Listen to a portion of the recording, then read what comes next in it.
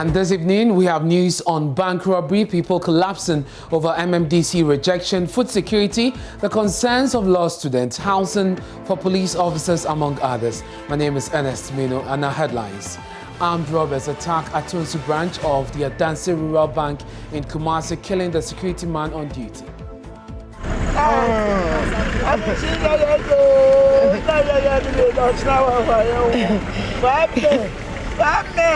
When we entered, he was tied up with his mouth taped. When we removed the tape, he was unresponsive. The battle of morality and right as faith-based organizations draw the line in the sand ahead of consideration of the Human Sexual and Ghanaian Family Values Bill 2021, with a warning to political parties to back it or face the wrath of its members. This movement is an insult to the intelligence of God, the Creator. We are just trying to tell God that you didn't think enough. This is how it should have been. And as the submission of memoranda closed, the Legal and Constitutional Affairs Committee of Parliament says they are ready for a national dialogue to fine-tune the bill. Very soon, we will catalog them and come again and address the general public about the people who do not seek their welfare and who will go for them, even right in their constituents. Also tonight, poor seed quality, bad farm roads and lack of logistics hampering the government's effort to make the country rice self-sufficient by 2024. Farmers, about 625 farmers were affected. Total acreage that were involved were 670. That is 1,677 acres. You know, virtually they had nothing. We have details as rice farmers and millers call on government to take immediate steps before the goal is derailed. And later in business, 3 firms shortlisted for Ghana-Burkina Faso Railway project submit proposals. And between the two countries, we want to assure you that the evaluation process will come out in a very transparent manner. We are looking for the best evaluated competitive bidder. We are not looking for friends. Johnny's Prime is coming to you live from our studios here at Fanofa, Kukumlemle, Accra. We're live on DSTV, channel 421, GoTV 144. This is your home of independent, fearless, credible, and impactful journalism. Stay tuned in. Hello, my name is Nathaniel Atto. You can catch up with all the fun and inspiration on the Joy Sports link here on Joy 99.7 FM, together with all other shows over and over again. It's very simple. All you need to do is go to myjoyonline.com/podcast and relive all of those fun moments over and over again. Joy 99.7 FM, your radio for discerning listeners. Joy 99.7. Hello again, many thanks for joining us. Suspected robbers killed security man in the Adanse Rural Bank attack. Suspected robbers have killed a private security man on duty at the Atonsu branch of the Adanse Rural Bank in Kumasi.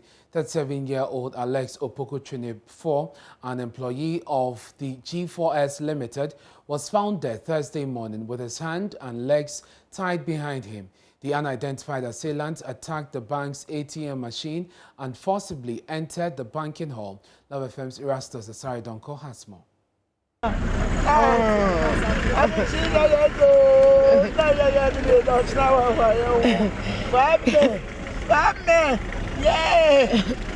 Neighbors who found the 37-year-old private security personnel say his mouth was taped while both hands and legs were tied behind him. When we entered, he was tied up with his mouth taped. When we removed the tape, he was unresponsive. So our manager asked us to hand the situation over to the police. And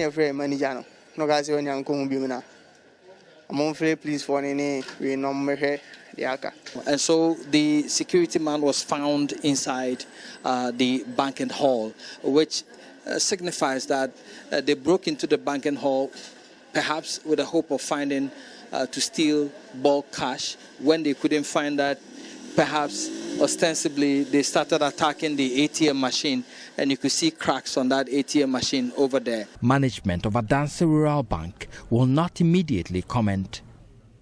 But police sources say investigations will look at other motives aside robbery. Managers of G4S Security, employers of the deceased, say they will assist police to get to the bottom of the crime. Alhaji Abdullahi Fumado is customer service manager. Well, it's strange how this thing happened. There wasn't any offensive weapon used on him. And the guys were there to pick what they want to pick. But well, the same job we are doing security, so we will think far into this and see how to put some corrective actions in place to avoid recurrence in the future. Meanwhile, residents of Atonsu have expressed shock at the development.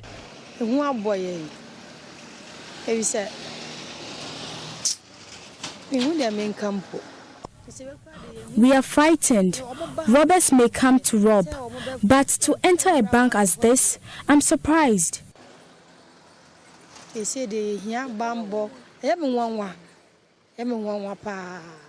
Me say AC Sammy Yamituya and Kadiana bit me at you. What would we make of this if it happened to us on a day like this? I can only imagine our ordeal.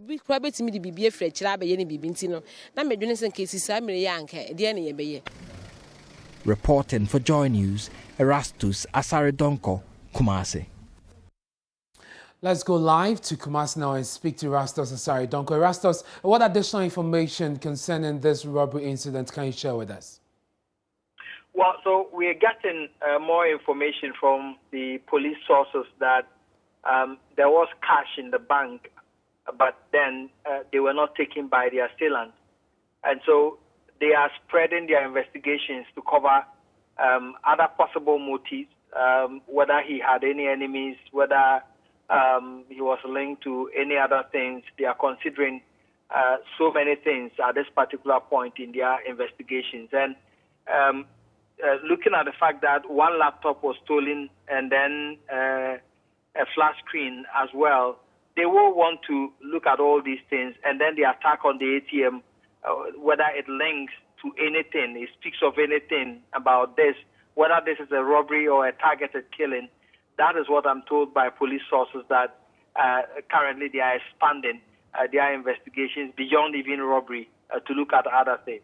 Anyone picked up? Interrogation started? At the moment, no, but I'm told that at this moment they are inviting family members to give statements. They are inviting friends and colleagues to also give statements. They are also inviting members of the public to volunteer information if they heard anything, especially people who live around Atonsu and the main road where the Adanse Rural Bank sits. Erastus, thank you very much. That's Law FM's Erastus Asaredonko bringing us more on this unfortunate incident. Meanwhile, the Acting Director General, Public Affairs, Ghana Police Service, ACP Christopher Owusu, says the police is in control of the situation. We are doing whatever we can, to make sure that we are in control, and surely we are in control. But there have been certain incidents that have attracted public comment, which is a source of worry. But let me assure members of the public that everything is on course and that the police administration is determined. The regional commanders, day in, day out, have revised their strategies in confronting these menace. And you might have noticed that a lot of arrests also have been made and been before called to face justice. Like what I cited, the Tajibu incident, the Angola Fiera incident in Accra itself, we've gotten some of them. There are even some that we are yet even to come up publicly to announce their arrest. So a lot is being done in this regard throughout the country. Mr. Christopher Owusu, but what about the banking enclaves and in and around banks? Are we going to see an increase in police presence in and around banks? Yes, around the banks, we put a lot of measures in place. The Acting Inspector General Police directed all regional, divisional, and district commanders, as well as stations, to make sure that the banking area becomes one of our key operational areas to ward off robbers and criminals. And that was ACP Christopher in an interview with my colleague Evans Mensah. Now, faith-based organizations in the country have drawn their line in the sand for an all-out war against groups and individuals opposed to the Human, Sexual and Ghanaian Family Values Bill 2021. Wednesday, 6 religious leaders, led by the Pentecost Methodist Apostolic Churches of Ghana, laid bare the ground rules ahead of the consideration of the bill, with a warning to political parties to back or face rejection in the next election. The Coalition of Muslim Organizations Ghana also says it will not leave nothing to chance to ensure that proper human sexual rights and Ghanaian Value Bills 2021 is passed into law. Michael Papani, Ashale's report read to you. The Coalition of Muslim Organizations Ghana, COMOG, has presented a memorandum to the Legal and Constitutional Affairs Committee of Parliament in support of the anti-LGBTQ+ bill. The group, made up of more than 40 organizations, say the bill is the best for Ghana as it seeks to protect the interest of the majority. Prince Zachariah Moses speaks for the coalition. In conclusion, it is our considered view, based on the foregoing arguments, that the LGBTQIAAP+ activities are lifestyle choices and personal practices which cannot be equated with or accorded the status of rights. This is especially so because scientific research indicates that no one is born hardwired with these practices or with these attitudes genetically ingrained. Quran chapter 6 verse 116, I quote, indicates that, and if you obey most of those upon the earth, they will mislead you from the way of Allah. They follow not except assumption, and they are not but falsifying. In this context, therefore, we fully endorse the proper human sexual rights and Ghanaian family values bill of 2021, which is currently before Parliament, and encourage the Parliament of Ghana and the President to swiftly pass the bill and assent to it respectively. He took a swipe at individuals and groups opposing the passage of the bill. Lawyer Akoto Ampao made a categorical statement that the gender, male, masculine, feminine gender is unscientific, and he made nonsense of that. I will, per this conference, want to ask respectfully, what is the sex of Lawyer Akoto Ampao? Is he a male or a female, or what? Professor Odregajepo, who determines proper human sexual rights? I'm not going to talk God. I believe she doesn't believe in God. But there is a simple determinant. She should cast her eyes to the dogs, to the pigs, and other lesser animals, and see the way they have sex. That is a proper sexual affair. Period. The president of the coalition, Haj Abdel Manan Abdel Rahman, said they will take notice of the members of parliament who will argue against the passage of the bill and will advise themselves accordingly. I would like to acknowledge and appreciate the struggle and continuous resistance of our members of parliament, the 8 of them, particularly Honorable Sam George. And very soon we will catalog them and come again and address the general public about the people who do not seek their welfare and who we will go for them even right in their constituencies, so that we'll see whether they will come back to where they are. We are not threatening anybody. What we are saying is that we are all Ghanaians, and whoever is there is in the parliament is there for our interests. Clerk to the committee, Ekwia Odrowa, received their memorandum. Michael Papani, Ashale's report for Joy News. Now, the Pentecost Church of Ghana, with a membership of over 3 million, representing 10% of the Ghanaian population, has taken a tough stand. Listen to its national chairman, Apostle Eric Nyamiche, who says his outfit will vote out any politician that stands against the passage of the Promotion of Proper Human Sexual Rights and Ghanaian Family Value Bill 2021. The Church of Pentecost is 10.38% of the Ghanaian population. And we are against this LGBTQ plus. And the plus is never going to end. Our concern is not about today, it's about the future. Today, when we let in this LGBTQ plus, what is going to happen is that we are going to accept same-sex marriage, which the president says that it is never going to happen at his watch.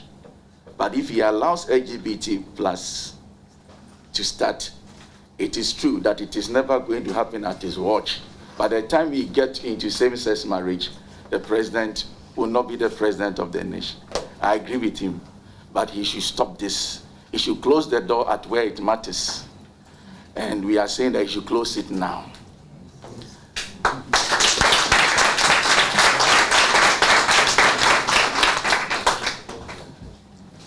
This movement is an insult to the intelligence of God, the Creator. We are just trying to tell God that you didn't think enough. This is how it should have been. And if you have a society where there are no absolutes, soon there will be no law. And we have to be very careful. And our lawyers who are arguing for all this, the matter on the floor is not about rights, it's about morality. Now, away from that, the paramount chief of Sefiriuoso traditional area, Okateche Kwame Bugambagamba II, says he will cause the arrest of any chief in his cabinet found to be engaged in illegal logging of forest reserves. Now, he has put himself up as forest police to lead in efforts at protecting forest reserves. As a first step, the traditional leader is supporting the Forestry Commission with 5 drones to monitor illegal activities in the forest. Ohim Interior of our security desk has more in the following report. The Western North region is endowed with 27 forest reserves, covering an area of 1,852 kilometers. This represents at least 10% of forest reserves in the country. The Forestry Commission has, however, noticed with concern the spate of illegal logging, farming, and in some instances, illegal mining along the Ahafo Western North Corridor. The government's Operation Hot Task Force, made up of military and forest guards, has been clamping down on such activities in the area. Chief Executive of the Forestry Commission, John Aloti, is courting the support of traditional authorities, timber contractors, and the public to sustain activities to clamp down on illegal activities. The Forest Commission has moved from the point where it is solely the responsibility of the Forestry Commission to protect the forest. We realize that those who are closer to the resource, when you engage them and they are part of the the people who help to protect the forest, you are able to make more progress. You can't wake up in Accra and come and say you are just employing people to protect the forest. When the chiefs and people of that area are not involved, you will not succeed. If you do, it will be short term. In the long term, you realize that is not going to work. We need the support of the chiefs and people. So that's why we are here. And we need to engage the operators as well. They are investing money. And anything that they will do to protect the resources that have been allocated to them, we will support them. But then we should do this in an environment where we'll be able to also sensitize the people. And also to be able to create livelihoods. People who are living closer to these forests would like to, generate some benefit from these forests. Yosohene, Kateche Bugambagamba II has warned his subjects to desist from indulging in activities that put the forest reserves in danger.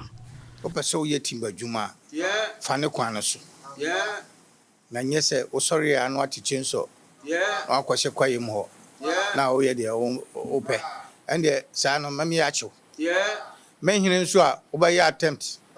Say obochucha kwaye amankrofo adono. Mechew. They say me forest for pussy. Ewa ha. Enti the America chesi won say. Say beye mana ye pa dia. And ye enti task force. And I say, many name for you, say, young catch your mampanyi. Yeah. No more be soja for camp war. Yeah. No money process for no, and monitor your forest in my. Yeah. Got forest no, in here. Katachiebu Mangama, who is also a board member of the Forestry Commission, is promising donation of 5 drones to aid surveillance in forest reserves. From Yoso in Western North Region for Joy News, Oiminteria reporting. Concerned assembly members in the Cape Coast Metropolitan Assembly has returned money given to them by the president's nominee for the Cape Coast Metropolitan Assembly, Ernest Arthur. The group, numbering over 20, say they can no longer keep the money the president's nominee gifted them prior to the voting process because they want to protect their integrity and maintain their firm stance at protecting the progress of Cape Coast. At a news conference at the premises of the Metropolitan Assembly on Thursday, October 7, spokesperson for the group, Usman Abam Ajin, indicated the speculation that they have gone to collect money from the president's nominee and still voted against him was denting their image. Richard Kochinyako has more on the following report. There were speculations that the NDC assembly members were gifted 3,000 Ghana cedis, while their counterparts in the MPP were given 2,000 Ghana cedis by the president nominee for the Cape Coast Metropolitan Assembly. These speculations, the group says, has tarnished their image gravely. The assembly members collated all the money given them individually into a brown envelope and presented it. This was given to us as a gift. We did not ask for any money. Neither do we hide in any vacuum for any explanation that this money should be done or specific direction. He gave us as a gift, and gift is a gift. But we, the concerned assembly members, we are here to give it back to him. Then people of Cape Coast should stop accusing fingers, and we are here to protect our integrity, as I said earlier. The timing is good because we want our fellow assembly members to follow suit that monies given before voting is not a good ethical behavior. We are setting a precedent that we, the concerned assembly members in Cape Coast, we are rejecting these gifts, not in the stand of buying our conscience, but we vote willingly that we represent Ogwa, and Ogwa has spoken, and that is it. The group says they resolved to vote for whoever the president nominated, but sadly they can't come to terms to vote for Ernest Arthur because his attitude does not bode well for the people of Cape Coast. The assembly members advanced reasons why they voted against Ernest Arthur and why they would vote against him over and over again. It was resolved by all honorable members to vote for whoever the president nominates. However, we have repeatedly rejected Ernest Arthur, president nominee, on 2 occasions. This is as a result of guiding against future violence and insecurity of the people of Cape Coast, as well as 2024 general elections. Again, we took this firm stand on the background that the gentleman in question, bizarre attitude towards elders and people of Cape Coast, as well as the technocrat who is working with. He executed projects without recourse to the assembly. We are also worried and sympathize with our colleague who he revoked his appointment yesterday at the assembly during our voting without any explanation to the assembly members. They also rejected speculations that the MP for Cape Coast South, George Kweku Rickett Hagan, gave each of them $100 in order to vote against the president's nominee. On Monday, the assembly members would be voting again to confirm or reject the president's nominee. Reporting for Joy News, Richard Kwejenyako, Cape Coast. Some aggrieved assembly members of the Asin South District in the Central Region have invoked cases on the newly confirmed DCE for Asin South, Felicia Emisa in Trakwa. Ghana Police Service and ECG officials for not allowing them to take part in the just-ended election to confirm the DCE. They slaughtered a sheep, used eggs and bottles of schnapps to invoke the curses. They want the gods to deal with them for the injustice they have perpetrated against them. Here's another report by Richard Kojanyako. The cases then began.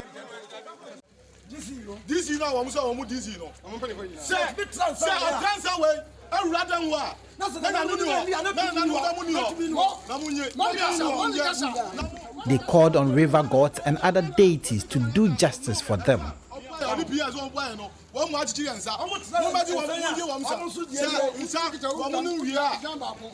They then alleged that they were prevented from taking part in the confirmation process, and they don't agree that the process undertaken today was legitimate.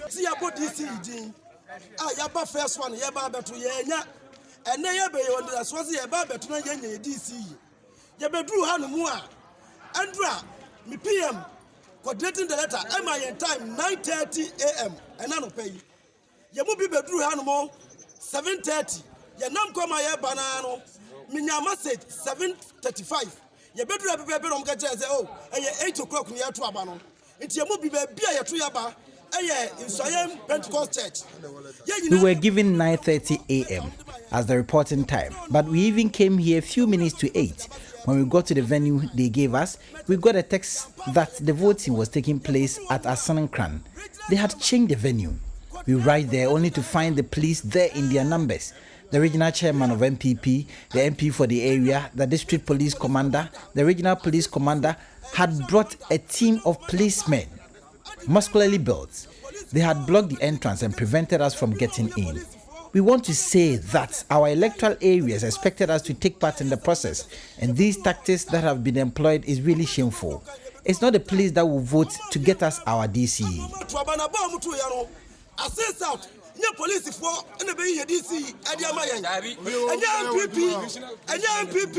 Party executives and obey your DC Amaya. Me, Yaya one will be our electoral free mobile. And the electoral we are finding himself, and they are Baba Tuaba, Yaya DC. Yaka police for and go to Aba and your DC Maya. They are thus calling on the president to ensure that the DCE nominee is not recognized as a DCE for the Asan South district. To them, they don't recognize that there has been any confirmation done.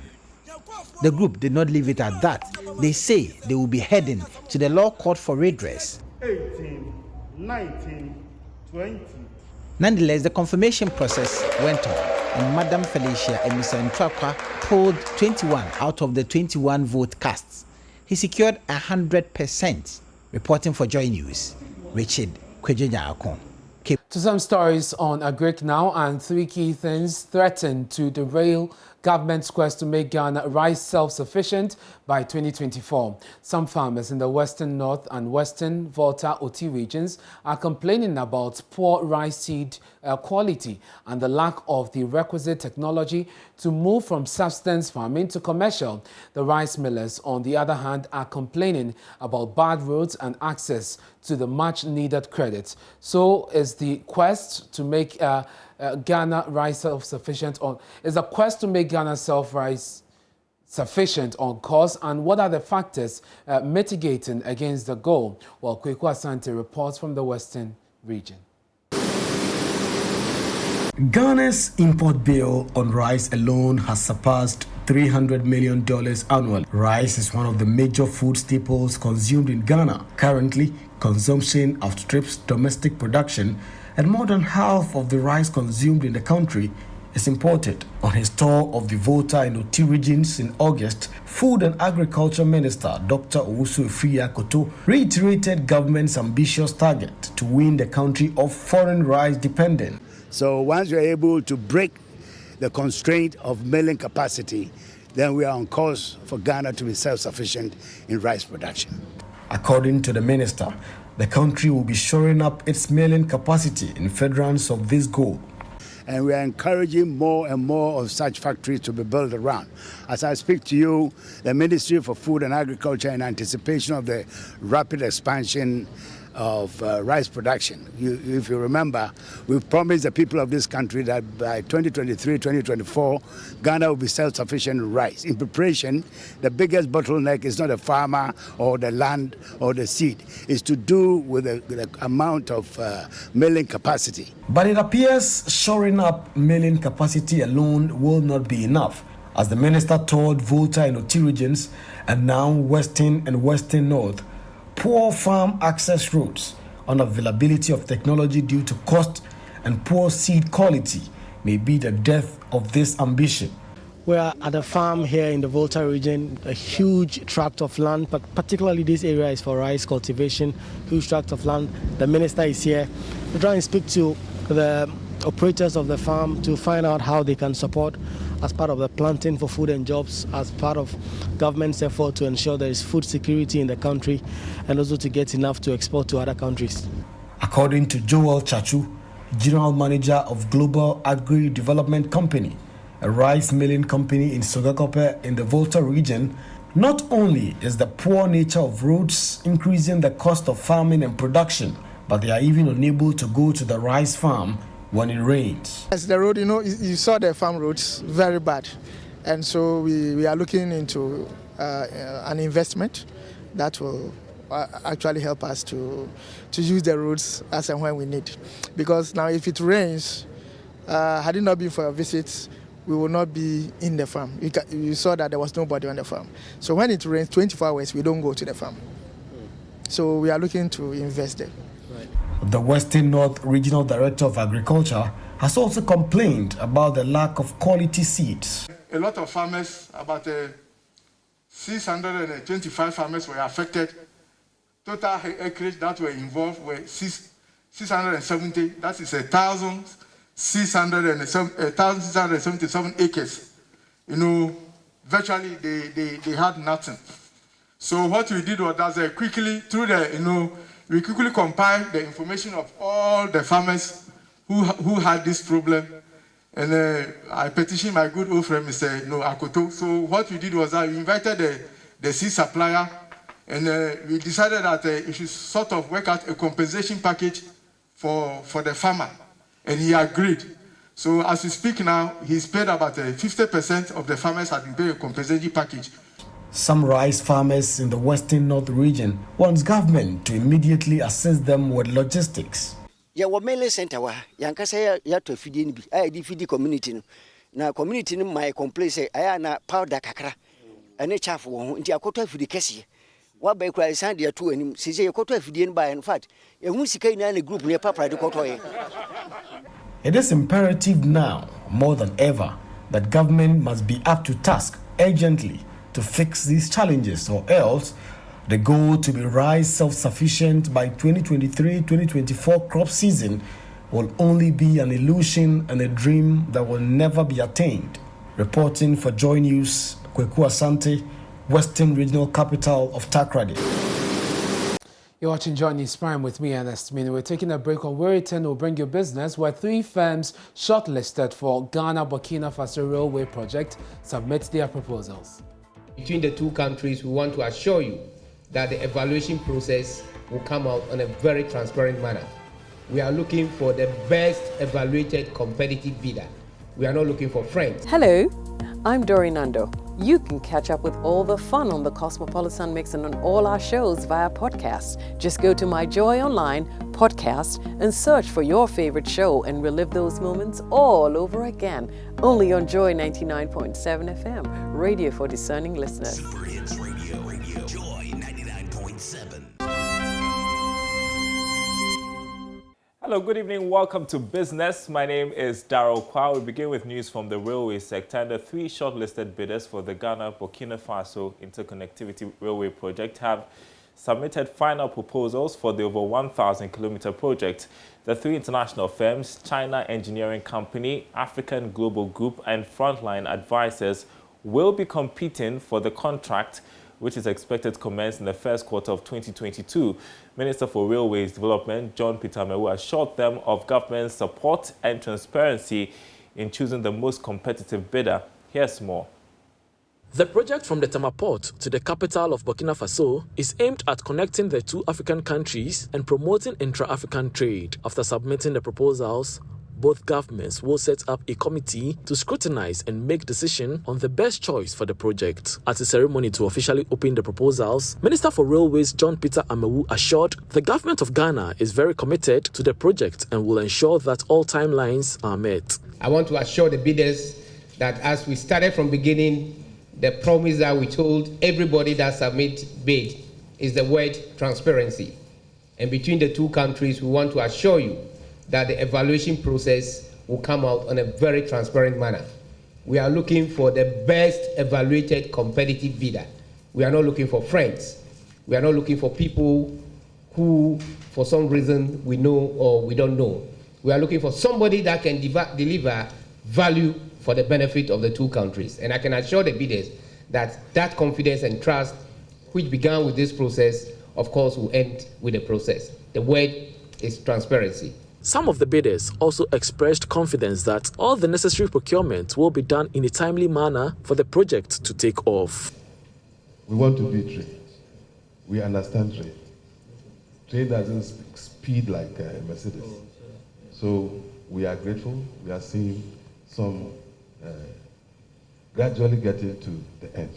I'm truly grateful, and hopefully, if we are the chosen bidders, we will be able to do a fantastic job for both countries. The line from the Ghana side begins from Mpakadan, where the ongoing construction of railway line from the Tema port terminates along the Volta Lake.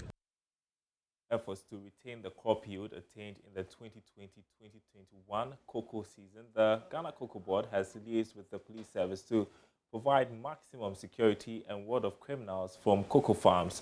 Addressing the press after a closed-door meeting with the Cocoa Board and licensed buying companies, Acting Director of the Director General of Public Affairs at the Ghana Police Service, ACP Christopher Owusu, warned criminals and armed robbers in cocoa-growing communities to desist from attacking farmers and Cocoa Board officials or risk facing the law.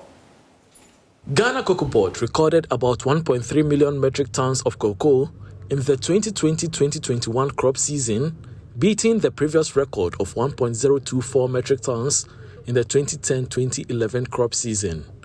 Now, in order to improve on this performance, the board partnered the Ghana Police Service to address issues of security and mismanagement of funds meant for cocoa farmers by officials.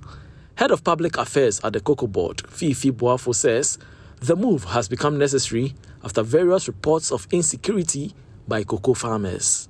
The issues that were discussed are very, very critical and important issues to the cocoa industry of our country.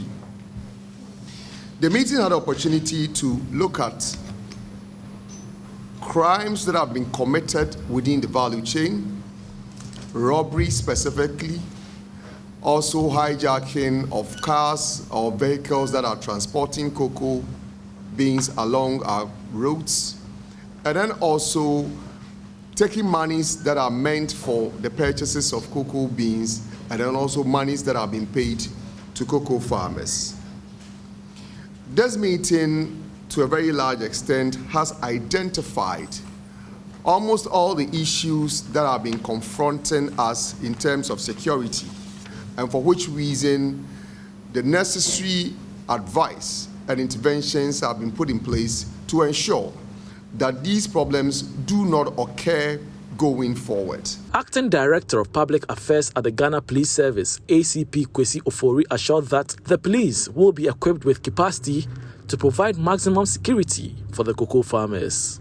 We are putting a holistic contingency measures in place to support the Ghana Cocoa Board in terms of security, and that all regional commanders in the cocoa growing areas have been instructed to do same, putting up stringent security measures, coming out with a comprehensive operational plan as to how best we can assist and support Cocoa Board officials, the license agencies, the farmers, and communities that we're going to operate from.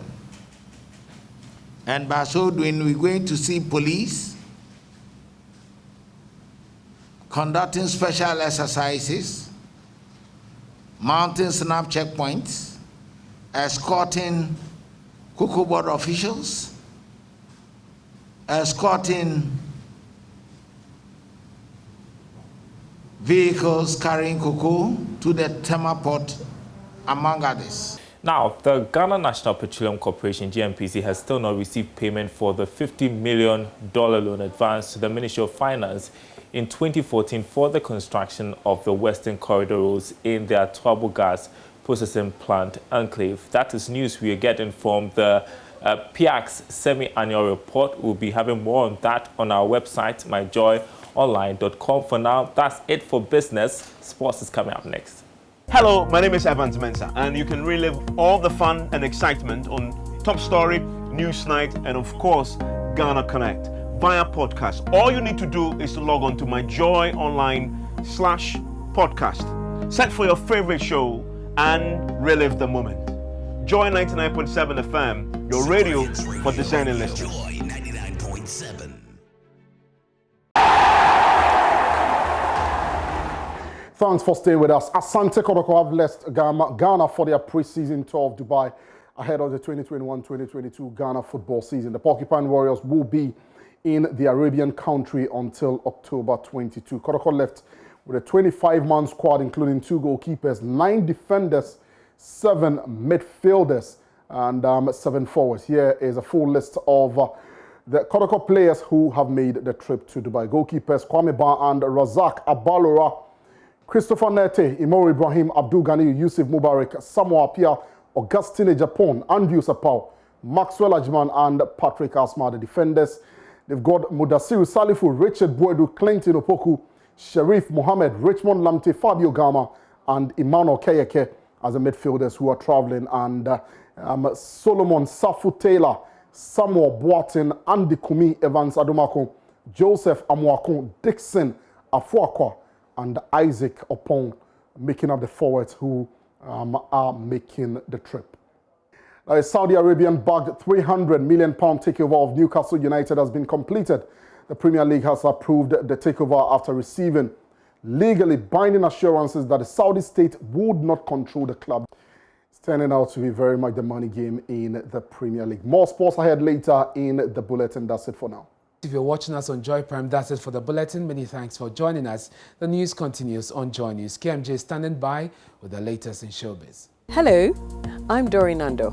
You can catch up with all the fun on the Cosmopolitan Mix and on all our shows via podcast. Just go to My Joy Online podcast and search for your favorite show and relive those moments all over again. Only on Joy 99.7 FM, radio for discerning listeners. Super Hits Radio, Joy 99.7. And it's now time for the latest in the world of showbiz, and KMJ is already here with all the juice. What's up? I'm good. How are you doing? I'm good. Okay, I'm good. That's it. All right, so we have a lot to talk about, especially tomorrow, that we have our Moments with Joy coming up at 2 p.m. And of course, is that Araba Kumsin is going to be on. Featuring tomorrow. Yeah. So you want to tune in and ask all the questions you want to. Araba will be on to take them and to answer them. Yeah, and also the Ministry of Tourism has signed an agreement with the Spain's government, and they're talking about capacity building, which of course they're looking at training about 150,000 people, and it's going to be focused on tourism, especially women, and it's something that he wants to achieve in the next 3 years. Okay. And Dr. Awal has been talking about it and how he intends to achieve that. Here's more. We want to create 1 million jobs by 2024 from the tourism sector, and to have $5 billion from next year as receipts from international tourism. That is our target. To do that, we need to build the capacity of the operators within the sector.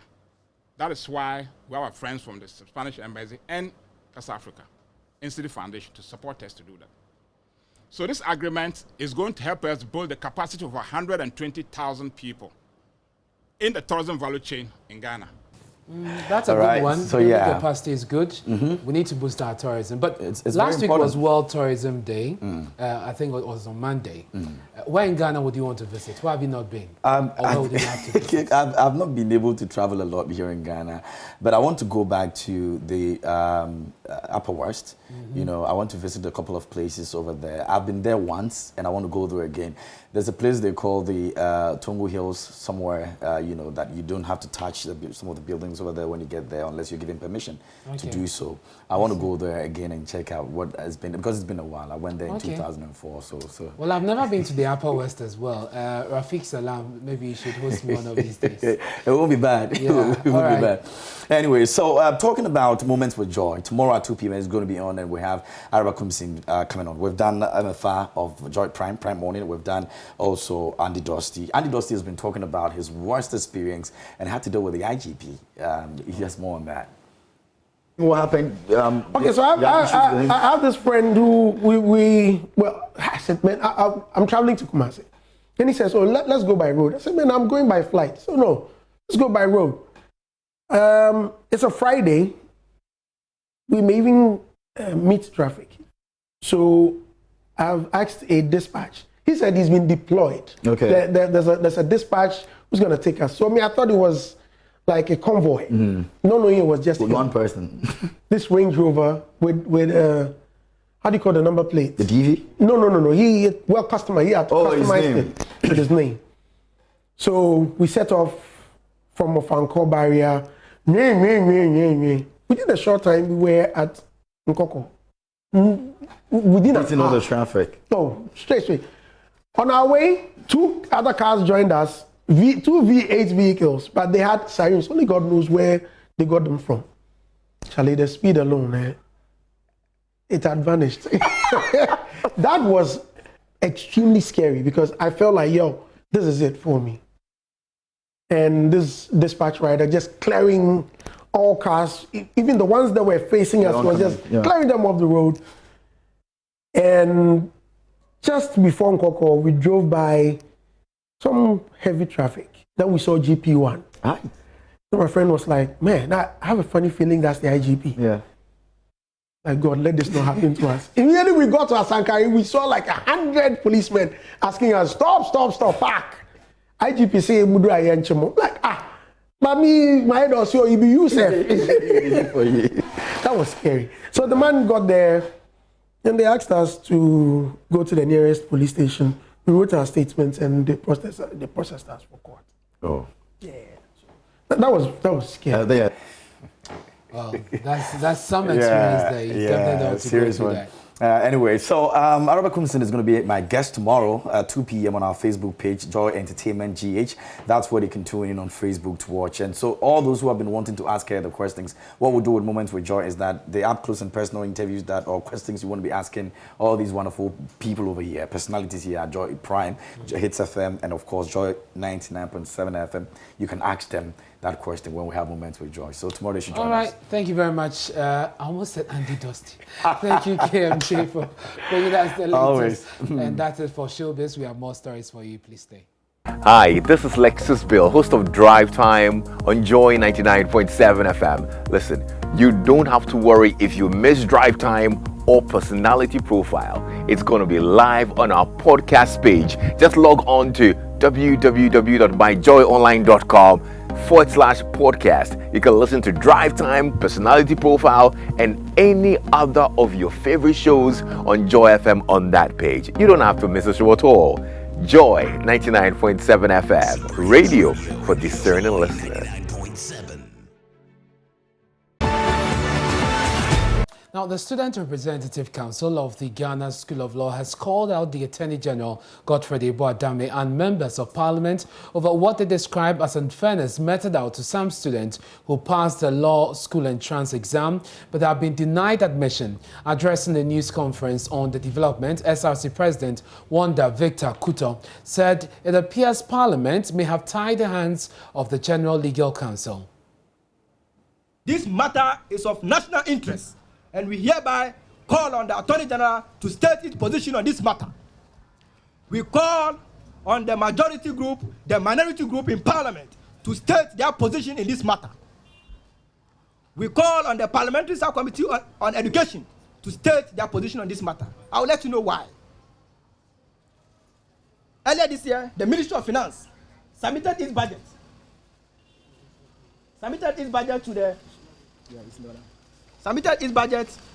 To Parliament. And I must say that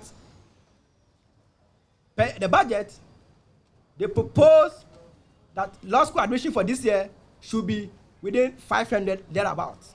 That was the proposal by the Ministry of Finance. We are reliably informed that it was the Parliamentary Subcommittee on Education that pushed for the number to move around 700 thereabouts. So on the face of it, it does appear there's a numbers game here. Is it the case that Parliament have tied the hands of the General Legal Council that they should only admit students within the 790, and which is why they are not able to admit more? So we are calling on Parliament to state their position on this matter. Now, government says it is 65% complete with the Tesano Police Housing Project as part of efforts to increase accommodation benefits for police in Ghana. The 320-unit housing project will be completed by the end of 2022 and will cost about $46 million. My colleague Judith Alchetando was with the Minister for Works and Housing, Francis Asensu-Boakye, on a tour of some of the project and has come through with this report.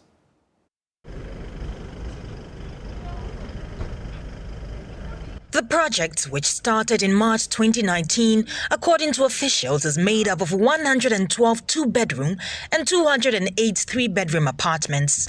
It is currently 65% complete and will be furnished with some recreational facilities which will benefit the community at large. Salim Bissou is project's manager. We have what you see around us is the security forces housing, the police housing. We have here in this project 320 units, two-bedroom and three-bedroom apartments, which all into 20 residential buildings. What you see here around us in this project, we have 20 residential buildings, and we have one community center building and kindergarten, playground, and all the facilities in this project. Currently, we are working on 16 buildings at a time. Some of them are in final stage of finishing, and some of them on foundation and structure level. Briefing the media, Minister for Works and Housing, Francis Asensu-Boakye, explained the government is working towards replicating this as part of its affordable housing project. Currently, it is estimated that we have a housing deficit in excess of 2 million housing units. But this particular project, it's a 32 housing unit project. And you can see that it's not going to change drastically, but it's a step forward.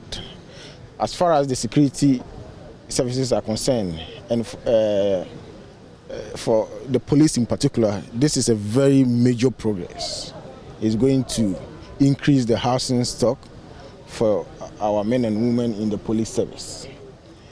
But government is also planning several other programs with the aim of reducing the rather huge housing deficits. And very soon you'll be hearing from me regarding a new government affordable housing program that will also contribute significantly towards reducing the housing deficits. Meanwhile, other redevelopment projects are ongoing at Roman Ridge and Airport Residential Area. Here, 8-unit and 60-unit buildings are being constructed to benefit government workers. The structures are being put up on the fallow lands within the already existing government housing unit. The Minister for Works and Housing hopes these projects will reduce the housing deficit currently experienced by government workers. Judith Awatretando, Joy News. Tonight, if you are a government appointee, how much are you willing to contribute every month to finance party activities? The monthly monetary contribution, according to John Boydu, will be mandatory. In his view, the funds will be used to strengthen the party machinery and the grassroots level, and also cushion the supporters towards the attainment of breaking the 8. One of the major concerns established since the beginning of the party's regional delegates conference is the refusal of some appointees to assist the party in times of need. Listen to the Upper West Regional Chairman, Sayaba Kambere, accusing MMDCEs in the area of abandoning the party, which led to its abysmal performance in the 2020 general elections. You seem to have forgotten that it is the victory of the party which created the vacancies for you to occupy today. I don't remember any of you who ever stretched a helping hand by way of finance or logistics when the party is in dire straits. You seem not to care, and you indeed want to bite the hand that fed you.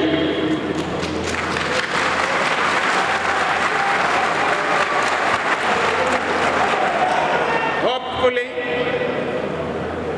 with the new dispensation and the fact that we believe you have learned lessons, there will be a new page. We can listen to the General Secretary of the party, John Boydu, who says a resolution will be passed at the National Delegates Conference, which will be binding on all appointees. It is not necessarily so. Obviously, if you are appointing MMDCs, you want to appoint MMDCs who also contribute to the chances of. But why the delay? We are in May now. Wait.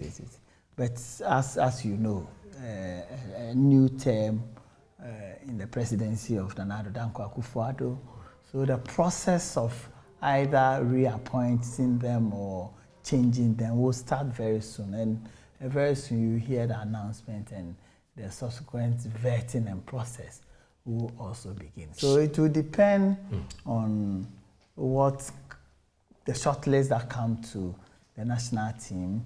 It will depend on how they justify why they should be sent back or... Oh, so MMDC will have to justify why they should be reappointed? Oh, no, they have to appear before you have... they have a 4-year mandate that they've executed, and as a result, they need to be given the opportunity to also address the body that appointed them on activities, what they found. So they have to account for their stewardship in the last 4 years. Obviously. So as part of the process, all MMDCs will be shortlisted to be part of the national vetting committee, because we need that experience. And that in itself will also go to validate some of the findings of the review committee. But it's clear that those who contributed to the loss of an MP. What do you mean by contributing to the loss of? Because they undermined them, according to Ahafo. Well, they undercut them. They did not work. Is that what Ahafo said? Of course. They said a preliminary report indicate that. No, where did you get that from? Oh, I spoke to him. I personally had an engagement with him on record. No, that's not part of the report. What the discussion you had with him was on record. Was his personal discussion with you.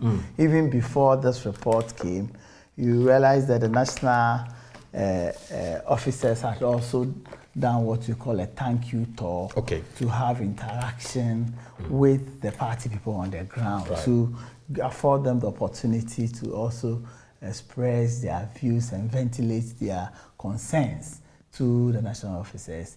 We also used the opportunity to take them through programs and activities of the party for the coming months and years and what needs to be done and all that. So even before you wait for this report, there are concerns like that was expressed. So that is not to say that's what the report says. So I don't think that you can conclude that a report as presented by Honorable Ahafo says that. But he himself said the preliminary report, the preliminary information that they have received. I'm telling you that there's nothing in this that shows that all of us have interaction with party people on the ground. Okay. Well, today at the Ahafo Regional Delegates Conference, the board chair of the Procurement Authority and the aspiring chairman of the party, Professor Christopher Owusu, backed the calls, and he wants appointees to at least part away with 2% of their income to support the party. He, however, rejected claims that the implementation of this proposal will encourage corrupt practices amongst the appointees. Another resolution asking appointees to make monthly contributions to the running of the parties. Good move? It is a good move. Good move? I think so. Because you see, parties have to exist at the lowest level, and they make a small portion of your income to support the party. I think that's a good call. Isn't that going to breed corruption? Because already the government has been accused of engaging in all forms of corruption. So when you do that, you put pressure on the CEOs, government appointees to quote and unquote, dip their hands into where they are not supposed to finance party projects. It depends on the level. If it's 2% of your income, I don't think that's going to get you to go into corrupt practice. Just 2% of maybe what you normally use for entertainment, going out with friends, save some of that aside. You see, remember that when you ask for contributions from a large number of people, even 1 CD a month can mean a lot. Imagine that the members per sympathizers, we are talking about 6 million plus. If every one of them was contributing just 1 cent, you back 6 million a month. Okay, so it depends. The party won't ask for, say, 50% of that. That would be unrealistic. So what percentage should the party look at? 1-2%. 1-2% maximum or minimum? Well, at least. I will make it at least. If you feel comfortable with a higher percentage, fine. But not a percentage that will inconvenience you, that will push you into illegal ways of getting income. And now you're a government appointee. You are the procurement chairman of your board chairman of the procurement authority. I don't want to tell you how much I get a month, but it's quite small. But if I'm called up, your salary is smaller, the procurement authority. It's not salary, it's allowance. Your allowance, yes. Something very small, right? Just for setting allowance on them. Okay. But even there, I should be able to part with at least 2-3% of that to get the party to go. So you are willing to do that? I'm willing to do that. I'm sure a number of others. There's a new chief executive. There's a new opportunity to make Accra a model city in the West African sub-region. That's the declaration of the new chief executive for the AMA, Elizabeth Saki, as she secured a 100% confirmation of all 30 assembly members of the Accra Metropolitan Assembly to become the first female mayor of Accra. Now, even though her nomination was greeted by spontaneous protests and vandalization of property, the AMA City Hall saw a united push for her approval, led by the Regional Minister Henry Korte, with significant support from the minority MPs of the Greater Accra Caucus in Parliament. As new Mayor of Accra, Elizabeth Saki says it is time to chart a new path to make Accra an example for the rest of West Africa. Manuel Cranton was at the confirmation and now reports.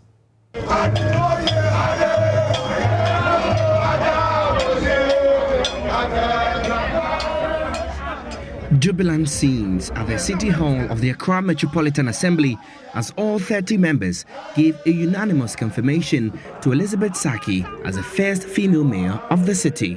Her nomination was greeted by violent protests by NPP party faithfuls within the Odododiodio constituency, with demands that former mayor Mohammed J. is maintained, an incident the former mayor himself had condemned. But in a sharp contrast of events, there was a united push for her approval on Thursday, even from some NDC MPs within the metropolis. Alfred Okuvandapoy is MP for Ablekuma South and former Accra mayor. We are all supporting because we know that the nominee has been an assembly member before. She has been a member of parliament. She has been a deputy regional minister, and we think that she is ready to take on the seat as the chief executive of the Accra Metropolitan Assembly. And I think that she will be a team player.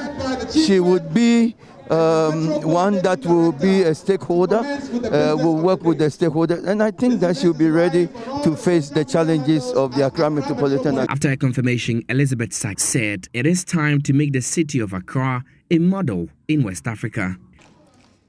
This city is endowed with numerous human and material resources that could be harnessed for the benefit of our people.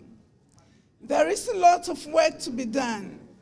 Therefore, this is a clarion call for all to come on board so that we can achieve our goals.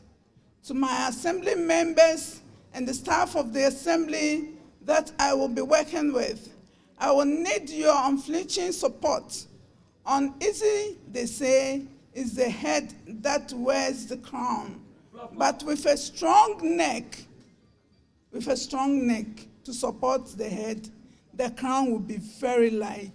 For the chiefs and other traditional authorities, she must endeavor to include them in decision-making. Here's Abula Manche of the Ghana Traditional Council. Of challenge, and we'll throw our support behind her to succeed. The only thing we need from her is to collaborate with the chiefs and decision-making or stakeholders that needs to take stance on most of the things of development that will go around the community or the metropolis needs to be consulted by the chiefs. Meanwhile, Regional Minister Henry Korte thanked the Assembly members for their unanimous endorsement and pledged to lead the agenda to make the Gas State a force to reckon with. You go to a place like Nima, where you have 10 NDC Assembly members and 1 MPP person, but you still get 100%. She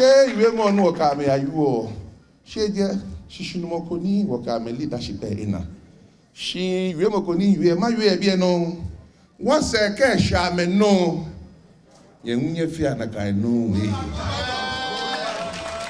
cash ame no nu on lead ye ka ka ga da bi ye ne e join this you fe this be afi 100% abe o mo be ngona cash no kai. Departing from the tall list of men who have served as Lord Mayors of the nation's capital, Elizabeth Saki is expected to bring her experience as a former MP and former Deputy Regional Minister to help make Accra work. Manuel Cranting, Joy News, Accra.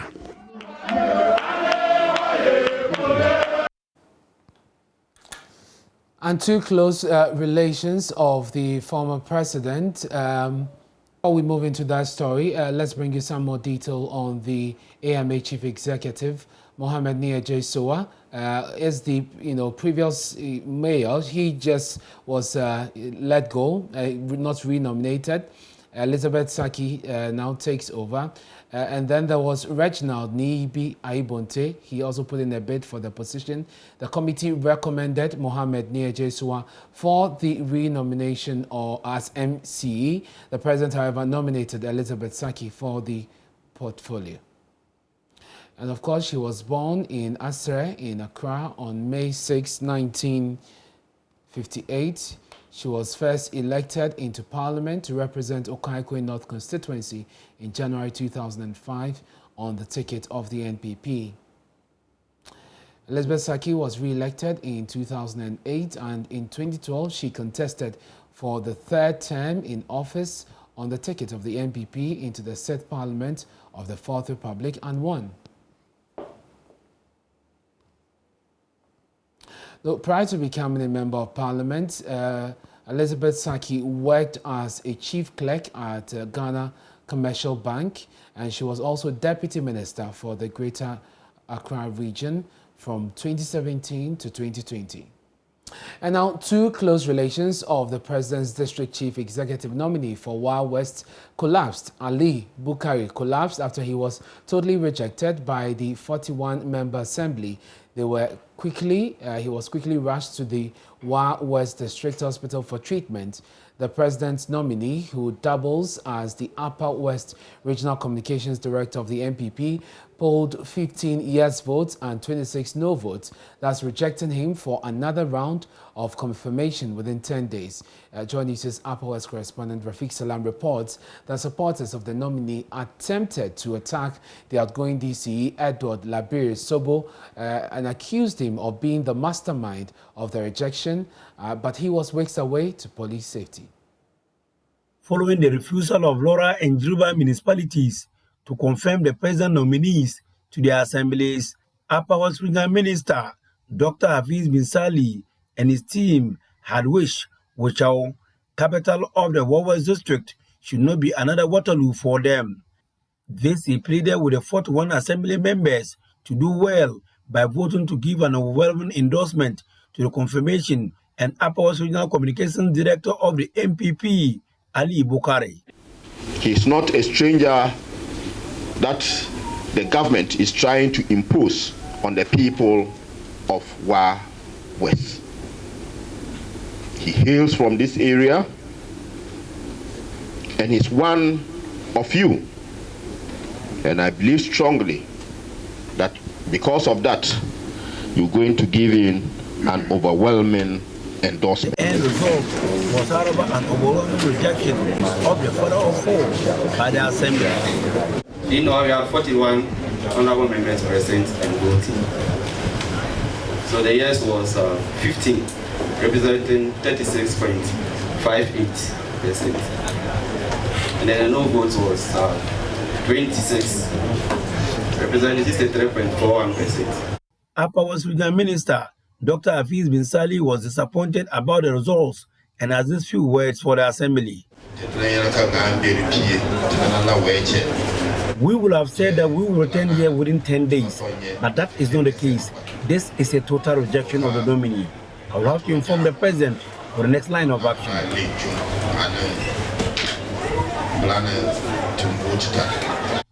Supporters of the nominee were not only shocked about the results, but angered.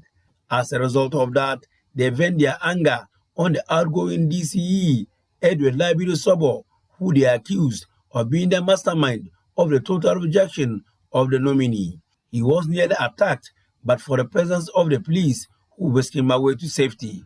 Edward Labiri Sobo has, however, strenuously denied those allegations leveled against him. Two female close relatives who were unhappy about the rejection of the nominee collapsed and were rushed to the West District Hospital. Reporting for Joy News, Rafiq Salam, Wochau. Up next is business here on Joy News Prime. Hello, my name is Evans Mensah, and you can relive all the fun and excitement on Top Story, Newsnight, and of course, Ghana Connect via podcast. All you need to do is to log on to myjoyonline/podcast. Search for your favorite show and relive the moment. Joy 99.7 FM, your radio for discerning listeners. Joy 99.7.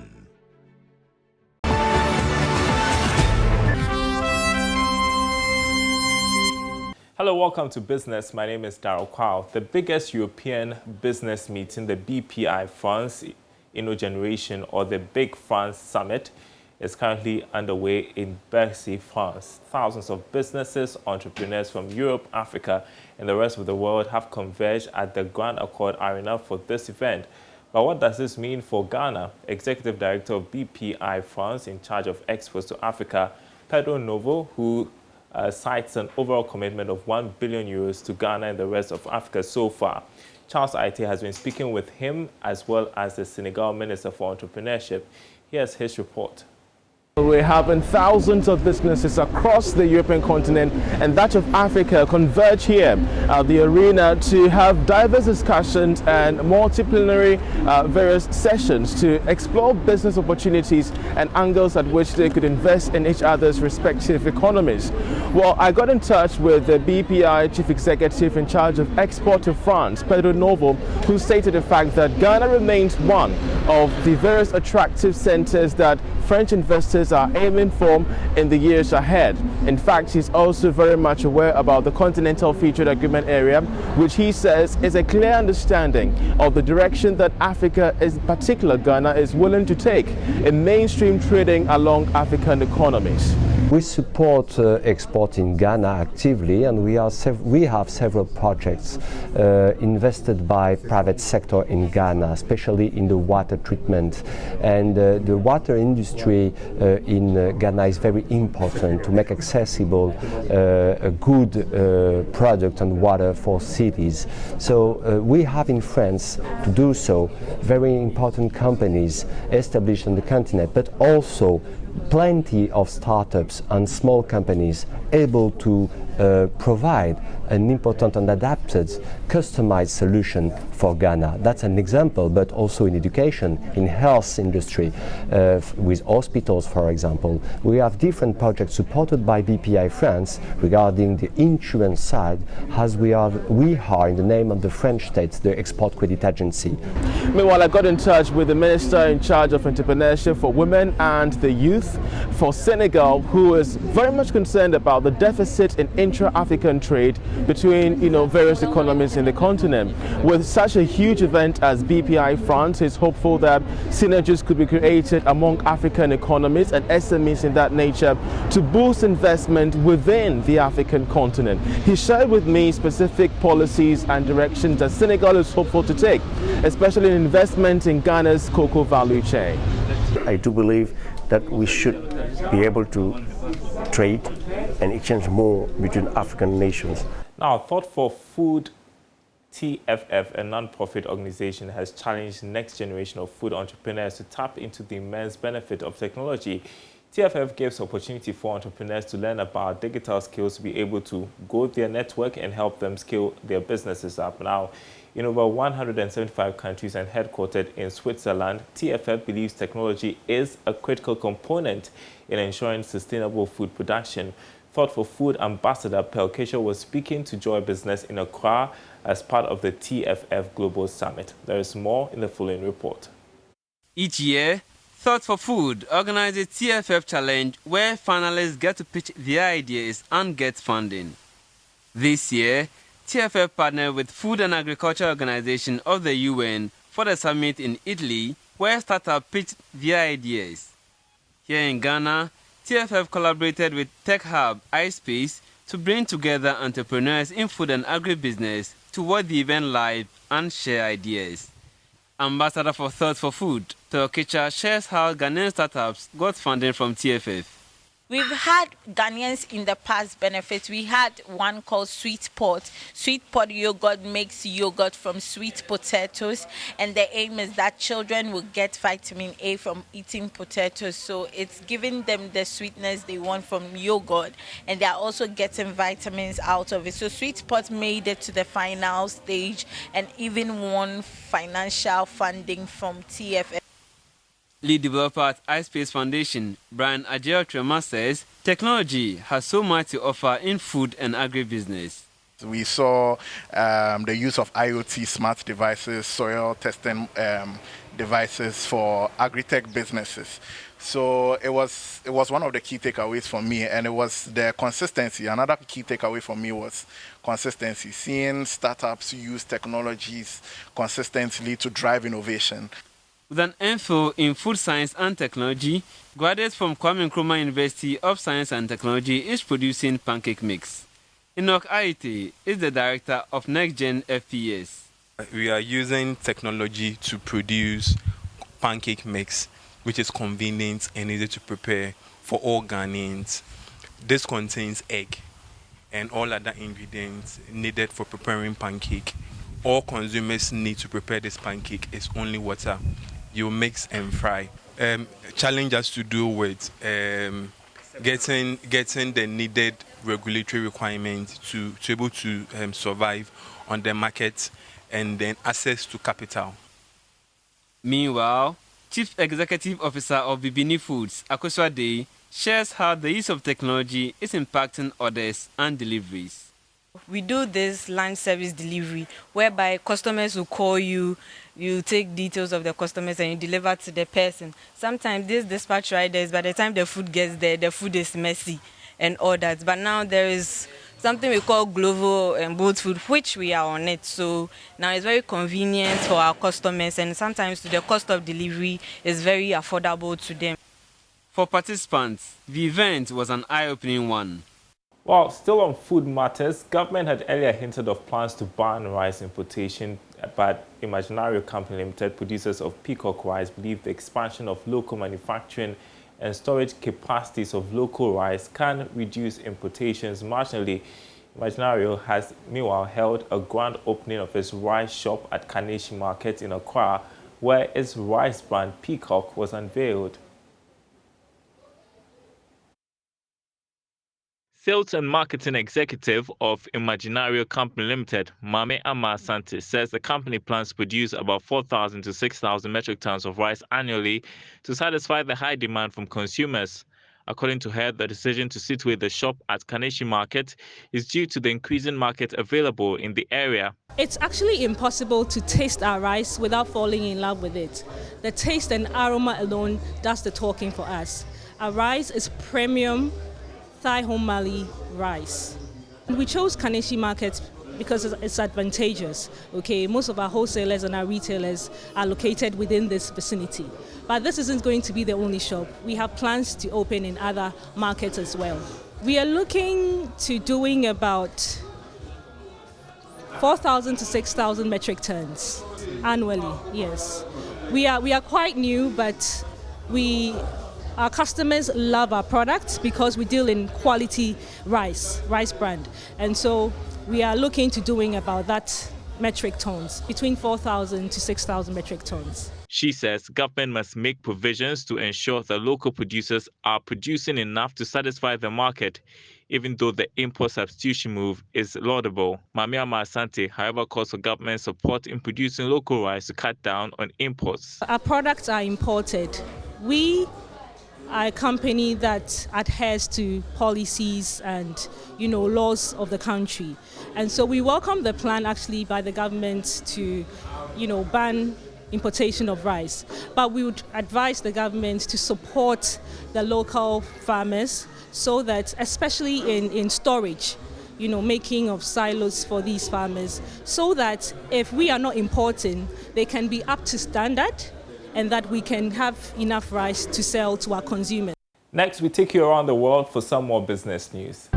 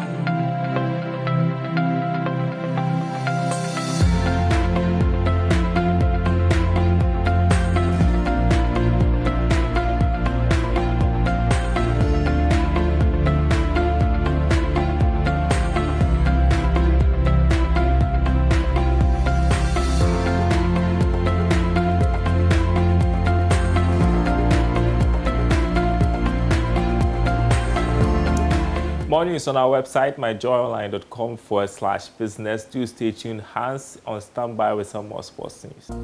What's up, guys? My name is Sammy Forson, host of the Weekend City Show and Ignition right here on Joy 99.7 FM. Well, anytime you happen to be busy and you miss out on your favorite shows right here on Joy FM, here's what you can do. Log on to myjoyonline.com/podcast. Just go on there and you'll find all your shows on demand 24/7. There you can catch up. Remember, Joy FM remains your radio for discerning listeners. Welcome back to Sports on Joy News Prime. I'm Hans Mensah, and we start off with boxing. And Emmanuel Kwe is hopeful of winning the national middleweight title when he clashes with Boateng Ajiman Prempeh at the Idro-White Event Center this Saturday, October 9. Joy Sports Asari Bidia who watched Emmanuel Kwe train yesterday and comes through with his report.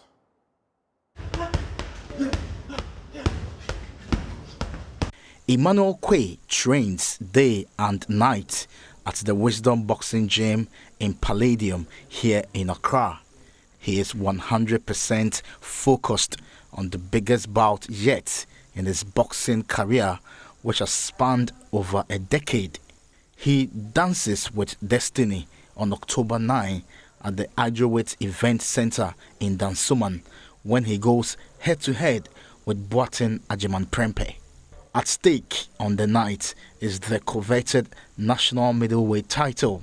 The 31-year-old boxer, who is tipped to dominate the African middleweight division, is confident of annexing the title come Saturday. His trainer, the legendary Ofori Asari, is optimistic as well. He has trained as he's supposed to, and he has trained for 12 good rounds as you see, and he's going there to deliver. The opponent has also been around. I saw him fighting Mubarak, and I know he's a very durable boxer. He doesn't give up easy. So it's going to be a very interesting fight. They are all yearning to be able to get a national title. And so we are not underrating anybody. We know that he's also strong, but we'll find a way out to win. Emmanuel Kwe is being managed by Kabik Promotions. Ivan Bruscujo is their chief executive officer. We came in with 3 boxes, and lo and behold, we promised something that within a period of a year, we were going to take some of them to the world stage. God being on our side, we were able to do exactly that. But then the 2 are gone. It is his turn now, and he's just proven himself worthy to truly get to that level as well. And we are also willing to make sure he gets to that level. Kabik is unique. There were people before Kabik came into boxing. If I'm not mistaken, we came into boxing just somewhere around 2018, and lo and behold, what we did or what we've done compared to others, we stand tall. The journey may be long, the road bumpy, but with determination and hard work, Emmanuel Kwe will write his name in the history books of world boxing.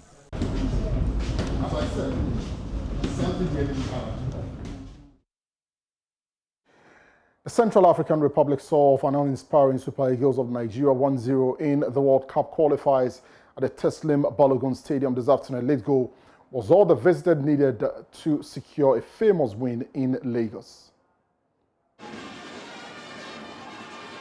Iheanacho now on the attack for Nigeria, and he goes for the curling shot, and that was not very far away. Well, the first real piece of action in the game. Aussie man! Oh, it's off the post! Back in from Simon, Awonyi, and it's deflected wide for a corner. And the game comes alive. Best move of the match by far from Nigeria.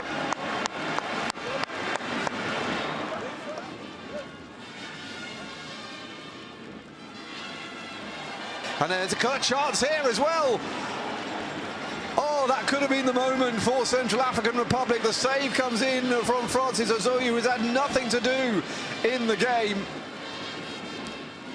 Awonyi. Aina, dangerous ball in, Ozyman! Just wide. Well, the kind of chance that he feeds off normally.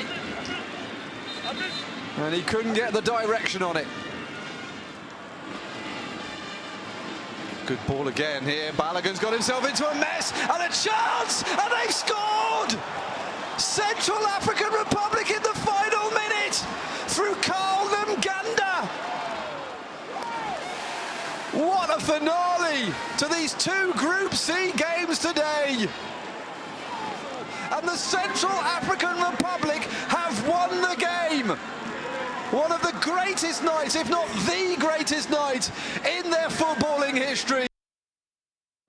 Well, That's a bit of a shocker there. But still, on the 2022 FIFA World Cup qualifiers, the Black Stars will clash with the Warriors of Zimbabwe at the Cape Coast Stadium on Saturday. All the pre-match interviews and analysis you can find, of course, on myjoyonline.com/sports. That's it for me. My name is Hans Mensah, and many thanks for your time. And that's it for our bulletin tonight. Many thanks for your company. Log on to myjoyonline.com. You find more stories there. I'm Ernest Mino. Good night.